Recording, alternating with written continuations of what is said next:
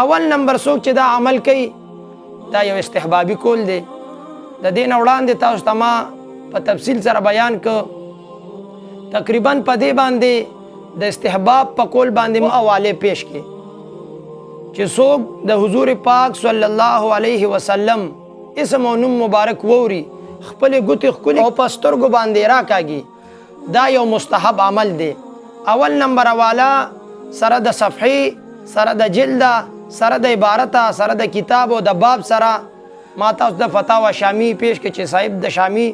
په دې باندې د استحباب کول کړي. دویم نمبر حواله د حاشیه التحتوی علی مراقی الفلاح د نور لزا شرح ده. دویم حواله مې په دې باندې پیش کړه چې دا یو مستحب عمل دی چې څوک د حضور پاک نوم ووري او ګوتې ښکل کړي او په سترګو باندې راکاږي. دریم نمبر ما په دې باندې حواله د فتاوا دارالعلوم دیوبند دویم نمبر جلد او صفحه نمبر 2 ما په دا حواله پیش کړه چې دم په د استحباب کول کړي او په تایید کې د فتاوا شامی عبارت را نقل کړي. څلورم نمبر حواله مې په دې باندې تاسو ته د البصیر د حمدالله جان ډاګې چې دا د دیوبندیانو یو مشر عالم دی هغه چې دا عمل کوي هغه ته رهبر شریعت وي هغه ته جبل العلم وي دا هغه ته د علم یو عظیم چراغ وي هغه چې کله دا عمل کوي نو هغه ته بیا القابات دي خو چې کله موږ مؤمنان مسلمانان سنیان کو بیا موږ ته د بدعت او دا ناروا نسبت کیږي عجیبه انصاف دی دلته په دې باندې چې څوک د حضور مبارک نوم مبارک ووري او خپل ګوتې ښکل کړي او په سترګو باندې راکاږي. په دې باندې پنځم حواله د فتاوا حقانیه